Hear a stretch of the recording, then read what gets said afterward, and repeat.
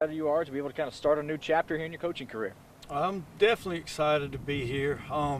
Having to learn a lot, and like I said earlier, drinking from a fire hose a little bit right now, trying to learn the names of kids, we're doing a lot of evaluating of them in the weight room right now. That's one of the things we talk about. We don't wait till we get on the practice field.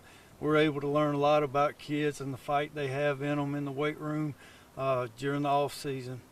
And that's why it was very important for me to get here as quick as I could. And but it's been a whirlwind, but it's been really, really good. And with the tenure that you had there at Swainsboro and the success that you were able to retain as well, but several coaching trips along the way, but with Swainsboro being the only head coaching, how much have you learned, I guess, throughout your coaching career and be able to have that fruitful time there at Swainsboro? Oh, I mean, I definitely learned a ton, and those kids were great to me and great for me, and I hope that I was good for them. We experienced some success, and that's given me this opportunity, and I'm very thankful to those kids for all the effort and sacrifice that they made for each other and for that community, and the people of Swainsboro were really good to me, and it was hard to leave a lot of good people and a lot of good kids. What do you think was the common denominator in the 2022-23 run, and with those sort of teams, and be able to get there to that championship game? The thing that I've talked about when it was going on, I mean, it was one of those. That was a special group. You knew that they were good football players, but the thing that I told people, they were even better human beings, and that's one of the things that we really pride the way we do things on. Is we want to develop good people and do things the right way. And, we understand that it's not easy. There's no secret sauce or any magic potion. It's just a lot of hard work and doing things right. Back-to-back one-win seasons for Wayne County had the past two seasons, and so you're coming in here trying to rejuvenate a program. What challenges do you think are there, but also excitement to be able to hopefully turn around this program? Well, they've had success here in the past and in the recent past. And they've had a couple of tough years. Don't know why exactly. I mean, that's all I can do is get in there and get to know these kids and figure out the ones that want to fight for each other and are going to give us the best opportunity to win on Friday nights. And the thing that this business is about, relationships, and it's hard. The first year is the hardest because the kids really have to trust blindly because it takes time to develop relationships. And so that's just, I'm just trying as fast as I can to get to know them and let them get to know me, and so we can hit the ground running. And you talk on building those relationships early on right now. When I was here for senior day and talking to some of these kids who were signing, they've had three coaches in their 4 years here, and so and they talked about how big of a mental strain that can be on them when they're trying to be good on the field, but they don't know who's going to be the head coach this year and stuff like that. So how big, I guess, is to develop that relationship early on now, and so you're in their corner and you want the best for them. Well, and I think I have a unique experience with that because I also had three head coaches when I was in high school. And when I got to Swainsboro this last time, I was the third head coach in 3 years. So, and when I got there, those kids were reeling too. I mean, they didn't really know who to trust, and and that's natural. So, and like I said, there's no easy way to do it. It takes time, and and they eventually know that you love them and that you're here for them. That's what we're really preaching, is that I'm here for you, and that's what we do, and but it was, I know what to expect from it because I saw it from the same. Like I said, when I got to Swainsboro, the kids were reeling, but the coaches were reeling too because they had been through those changes, and so like I said, we just got to build relationships. How different is it for you going from a 1A to now a 5A? It's not that different. Football is football. You got more kids. I've coached at bigger programs, at Bainbridge and Colquitt County, Tift County. So I've been around those programs and see the differences.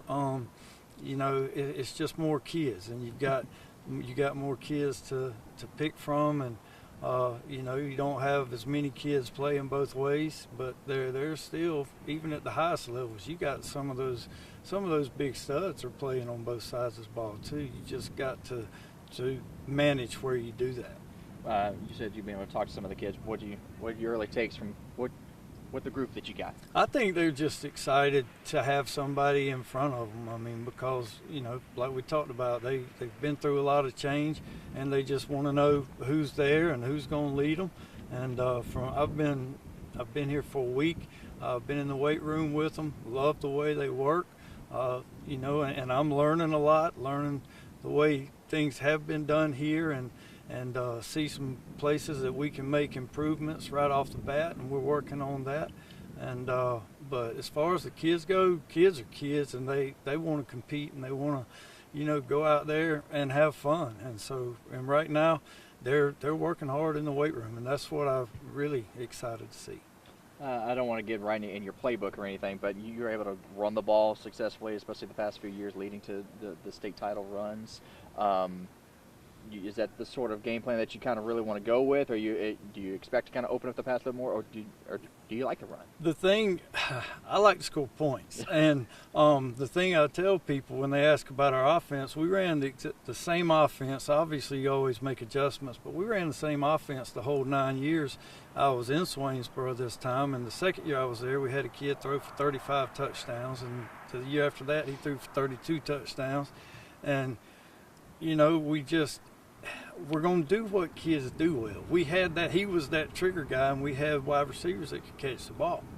And we only had like one running back for whatever reason at that time in the program. Well, a couple of years later, we've got a lot of kids that can run the ball, and we didn't catch the ball very well. And so we had a really good defense. So we just decided we were going to run the football more and play good defense, and it worked out for us. So it's not that we changed offenses. It was just that's what our kids did well. And we threw the ball more last year at Swainsboro than we had, you know, the last couple, because we had a kid coming through that could throw it. Is that something that you also maybe tell your kids that, hey, we're going to adjust this to you? Oh, that's exactly what I've already told them that. I said, you know, offense is the last thing that I talk to them about. It's all the other stuff is where you develop that culture to win. The offense is just that's the easy part. I'm going to do what y'all do well. And I hope we're balanced, and we've got running backs and wide receivers and a great trigger man at quarterback. And if we've got that, we're going to be as balanced as we can be. But we're going, you know, when you had DeMello Jones and Ty Adams in the backfield back there, and at Swainsboro, it was real easy to run the football and then let that defense play. What about with that defense? What was something that you're really hoping to see out of this group? Defensively, we want to be relentless. We want to tackle well. I mean, people have won state championships running every defense and every offense under the sun. So it's just about the fundamentals and doing all those little things right and fighting. I mean, it really is, because this game is really hard. And the ones that are going to be the most successful and go the deepest in the playoffs are the ones that are willing to fight the hardest. What can outside of football, outside of school? I know that you're busy with all that, but what can people find you doing? What's some of the hobbies you got? I'm in the office a lot right now. There's not a whole lot of hobbies going on right now. Football is my hobby, and like I said, there's so much to do. And it's been 9 years. You ask about going to a bigger school. It's much. I guess the biggest thing is just going to a different school, and now you've got to learn every new face, learning people in the community, and you know, it's a lot to take in. So right now there's not a whole lot of hobbies of anything going on. Well, we wish you the best of luck, Coach. I guess with one final thing, what's to the fans who are hoping to see some quick success, but they realize that this is a rebuilding stage as well. You know, I guess what's your message to? Patience is a virtue, but it's not one of my strong qualities. And so I promise you, I'm going to be as impatient as anybody. And nobody has higher expectations of me and this program than I do. And just look forward to going to work with them and want them to support these kids. And I know they will. I mean, we're in South Georgia in a one high school county, and everybody's pulling for the Yellow Jackets, and I'm excited about that.